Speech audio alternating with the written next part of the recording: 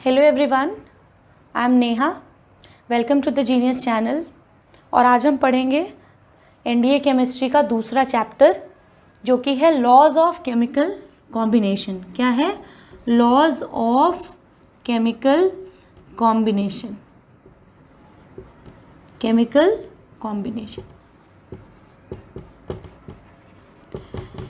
इस चैप्टर में हमें पढ़ना है कि जब कोई भी एलिमेंट कंबाइन करके कंपाउंड बनाती है तो वो लॉ को फॉलो करती है, और बहुत सारे ऐसे लॉज हैं जिनके बेसिस पे वो कंबाइन करके कंपाउंड बनाती है। वो सारे लॉज हम इस चैप्टर में पढ़ेंगे। अब प्रश्न ये है कि एनडीए सिलेबस में क्वेश्चन किस तरह से आएंगे इस चैप्टर से। तो एनडीए सिलेबस में क्वेश्चन आएंगे, स्टेटमेंट दिया रहेगा, स्टेटमेंट जो लॉज है वो दिए रहेंगे, आपको आइडेंटिफाई करना है कि इस लॉ का नाम क्या है। तो चलिए हम पढ़ते हैं लॉज ऑफ केमिकल कॉम्बिनेशन। पहला लॉ जो हमें पढ़ना है वो है law of conservation of mass. Law of conservation, law of conservation of mass. अब ये लॉ ऑफ कंजर्वेशन ऑफ मास क्या होता है? इसमें स्टेटमेंट है कि मैं स्टेटमेंट लिख देती हूँ बिकॉज ये लॉ है और स्टेटमेंट को हम अपने तरीके से नहीं लिख सकते। जो लॉ है उन्हें ही हमें याद करना होता है, उन्हें ही हमें ध्यान में रखना होता है। तो मैं लॉ लिख देती हूँ, आप क्या करेंगे, आप इस लॉ को अच्छे से पढ़ेंगे और याद करने की कोशिश करेंगे। During any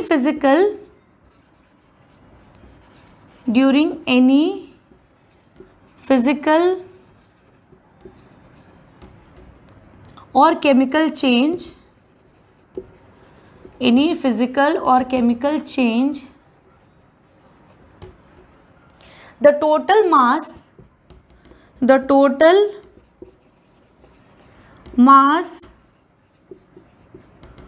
of the product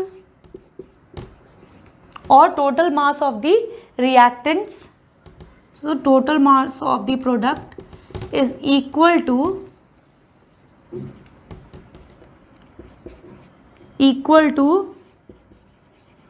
total mass of the reactants। क्या होता है कि लॉ ऑफ कंजर्वेशन ऑफ मास में जितने भी रिएक्टेंट्स, जो भी रिएक्टेंट्स का मास होगा वही हमें प्रोडक्ट में उतना ही मास हमें मिलेगा। हमने जितना क्वांटिटी रिएक्टेंट्स में लिया है उतना ही क्वांटिटी हमें एज ए प्रोडक्ट मिलेगा। इसमें मास में कहीं कमी नहीं आएगी। और इसको हम ऐसे भी लिख सकते हैं, मास can neither be created not destroyed during any physical और केमिकल चेंज। तो इसको हम कैसे समझेंगे? इसको समझने के लिए हम क्या करेंगे, हम एक एग्जाम्पल लेंगे। एग्जाम्पल में कार्बन है और ऑक्सीजन है, ये रिएक्ट करके क्या बनाता है? कार्बन डाइऑक्साइड बनाता है। अब हम कैसे जानेंगे कि ये इस लॉ को होल्ड कर रहा है? तो इसमें हम कार्बन का मास होता है 12 ग्राम हम लेते हैं, और ऑक्सीजन का मास कैसे होता है? कार्बन का मास 12, क्योंकि जो मास नंबर है, मास जो एटॉमिक मास है कार्बन का वो 12 है, और उसको हम ग्राम में लिखते हैं। एटॉमिक नंबर कार्बन का 6 है और उसका एटॉमिक जो मास है वो 12 है, तो हम इसको 12 ग्राम लिखेंगे। और यहाँ पे क्या करेंगे, ये ऑक्सीजन 32 ग्राम हम लेते हैं, 32 ग्राम। एक ऑक्सीजन का वेट होता, मास होता है 16 ग्राम, तो 2 ऑक्सीजन है तो 32 ग्राम। हमें यहाँ पे कितना प्रोडक्ट मिलेगा? कार्बन का 12 ग्राम प्लस ऑक्सीजन का 32 ग्राम, हमें प्रोडक्ट मिलेगा कितना? 44 ग्राम। जब आप इन दोनों को भी ऐड करोगे तो आपको 44 ग्राम ही मिलेगा। तो ये इस तरह का लॉ ऑफ कंजर्वेशन ऑफ मास है, जिसमें मास, ये पूरी जो सृष्टि है, जो यूनिवर्स है, वो दो चीज़ों से मिलकर बनी है। एक है मास और दूसरा एनर्जी। तो जब हम मास और एनर्जी को किसी भी तरह से बनाया नहीं जा सकता और ना ही इनको डिस्ट्रॉय किया जा सकता है, इनको हम एक फॉर्म से दूसरे फॉर्म में कन्वर्ट कर सकते हैं। तो यही है लॉ ऑफ कंजर्वेशन ऑफ मास। अगली जो चीज़ है वो हमें है। तो लॉ ऑफ कंजर्वेशन ऑफ मास को मॉडर्न फिजिक्स में आइंस्टाइन ने एक इक्वेशन दिया है। Einstein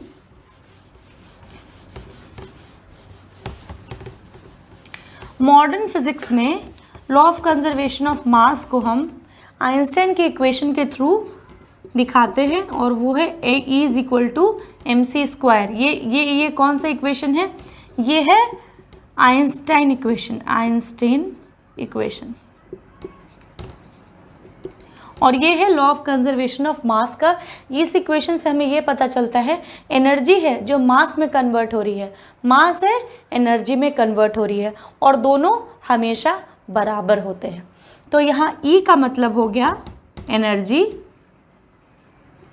M is equal to mass, और C क्या है? Velocity of light, velocity of light. और ये हमेशा 3 × 10⁸ मीटर पर सेकेंड होगी। तो ये हमारा हो गया लॉ ऑफ कंजर्वेशन ऑफ मास। ये इक्वेशन कभी कभी एग्जाम में दिया जा सकता है, और इनके बेसिस पे आपको छोटे छोटे क्वेश्चंस पूछे जा सकते हैं। तो आप इस इक्वेशन को हमेशा ध्यान में रखेंगे। E is equal to M C square, इस इक्वेशन को क्या बोलते हैं? Einstein equation, law of conservation of mass. अब क्या होता है कि there are some chemical reactions, जो जब हम लैब में केमिकल रिएक्शंस करते हैं, दो एलिमेंट को कंबाइन करते हैं और रिएक्शन होता है, तो वो रिएक्शन इंडोथर्मिक भी हो सकता है और एक्सोथर्मिक भी हो सकता है। इंडोथर्मिक रिएक्शन में हमें हीट देने की ज़रूरत पड़ती है। इंडो मीन्स हीट की ज़रूरत है, हीट देने की ज़रूरत है, एनर्जी देने की ज़रूरत है। और एक्सोथर्मिक में ट्रेमेंडस अमाउंट में एनर्जी रिलीज़ होती है जब कोई रिएक्शन होता है। तो एनर्जी कम अमाउंट में भी हो सकती है रिलीज़, ज़्यादा अमाउंट में भी रिलीज़ हो सकती है। तो उस केस में वो रिएक्शन हम एक्सोथर्मिक होता है। वो रिएक्शन क्या होता है? एक्सोथर्मिक। तो यहाँ पे हमें दो तरह के रिएक्शन होते हैं, इंडोथर्मिक और एक्सोथर्मिक। इंडोथर्मिक में एनर्जी देना होता है, एक्सोथर्मिक में एनर्जी रिलीज़ होती है। तो ये सारी चीज़ें हैं। बट बहुत सारे रिएक्शंस में आप देखोगे कि बहुत ही नेग्लिजिबल, जब कभी भी एक्सोथर्मिक रिएक्शंस होते हैं जिनमें मास, जिसमें एनर्जी रिलीज़ होती है, उन रिएक्शंस में आप पाएंगे कि कहीं कहीं मास का लॉस हो रहा है, यानी कि मास कम हो रहा है। अब मास कम हो रहा है इसका क्या मतलब है? मास कम हो रहा है इसका मतलब ये है कि वो वहाँ पे मास किस में कन्वर्ट हो रही है? एनर्जी में, और वही एनर्जी रिलीज़ हो रही है। तो वो बहुत केसेस में नेग्लिजिबल भी होता है, बहुत केसेस में बहुत ज़्यादा होता है। आपने सुना होगा रेडियो एक्टिव एलिमेंट्स के बारे में। रेडियो एक्टिव एलिमेंट्स क्या होते हैं? ये एक रेडियो एक्टिव एनर्जी को हमेशा रिलीज़ करते हैं, और ये एनर्जी को रिलीज़ करने में क्या होता है? इनका जो मास होता है वो हमेशा कम होता है, मास का क्षय होता है, मास कम होता है। तो क्या होता है कि वो मास एनर्जी में कन्वर्ट होती है, और यही है कि मास एनर्जी में कन्वर्ट होती है, एनर्जी मास में भी कन्वर्ट हो सकती है। तो ये होता है, इनका इंटरचेंज होता है। तो ये हम इस इक्वेशन से समझते हैं, E is equal to M C square. आप इन लॉज को ध्यान से पढ़ोगे और आप याद करने की कोशिश करोगे। एनडीए में इन पे न्यूमेरिकल बेस्ड क्वेश्चंस नहीं पूछे जाते हैं। अगली जो चीज़ है वो है लॉ ऑफ कांस्टेंट कॉम्पोजिशन। दूसरी लॉ क्या है?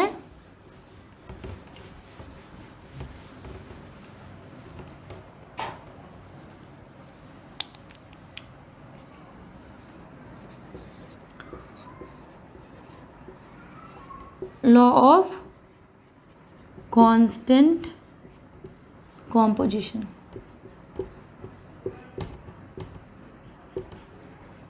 अब लॉ ऑफ कांस्टेंट कॉम्पोजिशन में क्या होता है कि a pure chemical compound always contains, a pure chemical compound always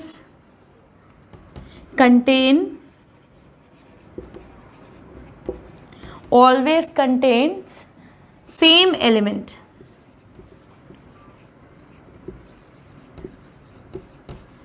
Always contains same element combined together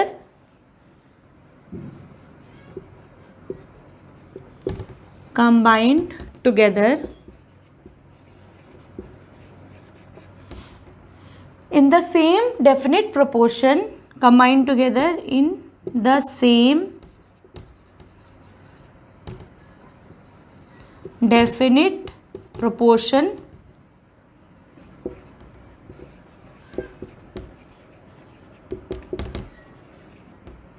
by weight। ये सारे लॉज हैं, इनको हम अपने लैंग्वेज में नहीं लिख सकते, जो लॉ है उसी के लैंग्वेज में हमें इन्हें लिखना और समझना होता है। तो ये लॉ ऑफ कांस्टेंट कॉम्पोजिशन जो है, इसमें हमें क्या है कि a pure chemical compound always contain same element combined together in the same definite proportion by weight.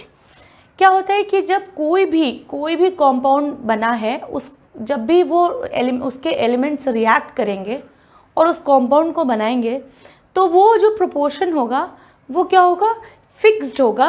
और आप सेम कॉम्पाउंड, आप किसी भी सोर्स से आपको वो कॉम्पाउंड मिलता है, तो उसमें कॉम्पोजिशन जो होंगे वो सेम होंगे, यानी कि कॉम्पोजिशन वेरी नहीं करेगा। हम एग्जांपल लेंगे वाटर का। वाटर क्या है, H2 प्लस O2। हमें क्या मिला है, H2O। यहाँ पे जब हम इनको बैलेंस करेंगे तो हमें इस तरह से रिएक्शन मिलेगा। यहाँ पे H2O2, और हम यहाँ पे ऐसे भी लिख सकते हैं, यस, यहाँ पे H2O2।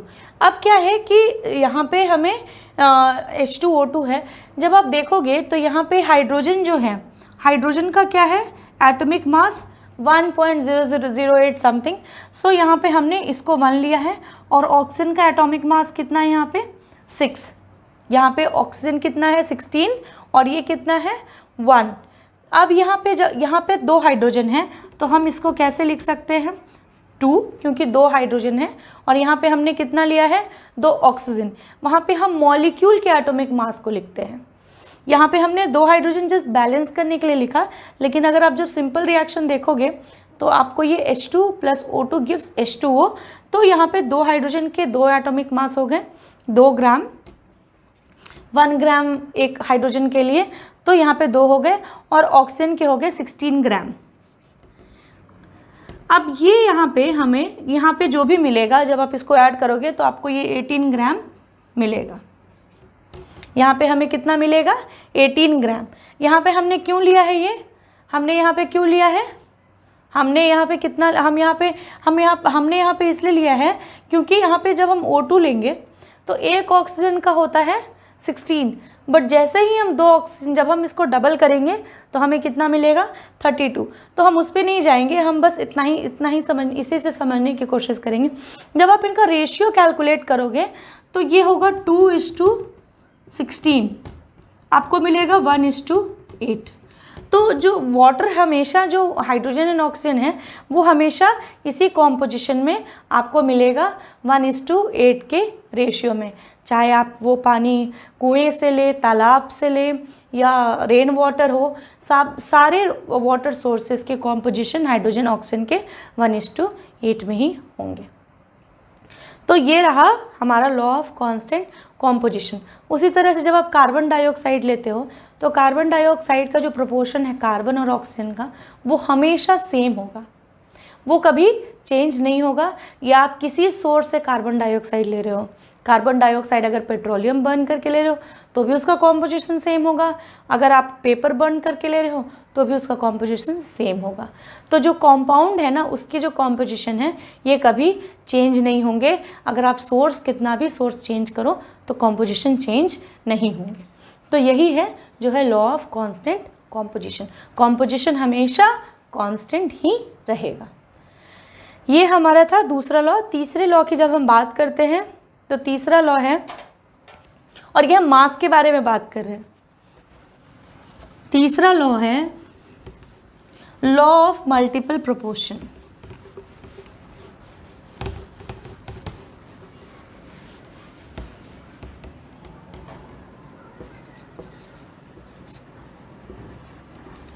Law of multiple proportion.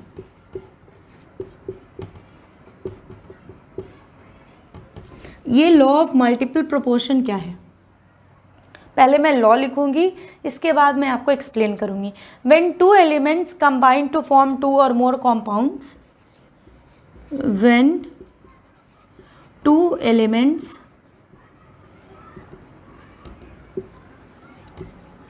combine to form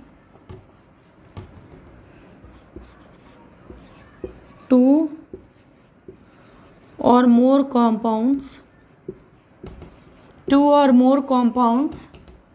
then in two compounds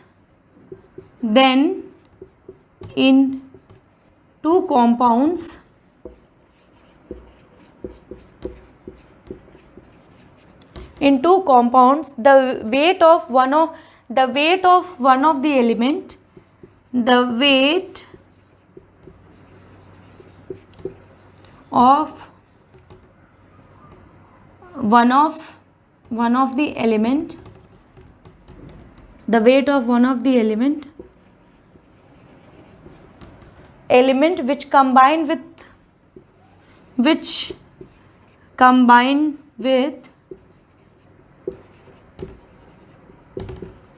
fixed weight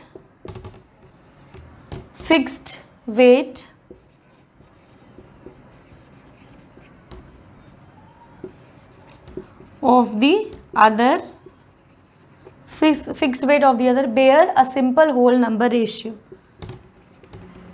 bear a simple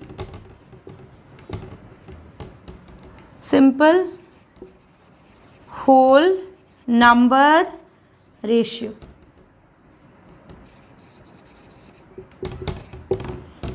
तो ये है लॉ. अब आप इसको ध्यान से पढ़ेंगे और ध्यान से समझने की कोशिश करेंगे. When two elements combine to form two or more compounds, then in two compounds the weight of one of the element which combine with the fix weight of the other bear simple whole number ratio. अब क्या है कि इसमें कभी भी दो element जब combine करेंगे एक दूसरे के साथ, और वही एलिमेंट क्या है, दो एलिमेंट कंबाइन करके एक कॉम्पाउंड बनाया, सेम एलिमेंट्स कंबाइन करके दूसरा जब कॉम्पाउंड बनाएगा, तो उसमें जो एक एलिमेंट होगा वो सिंपल होल नंबर रेशियो को होल्ड करेगा.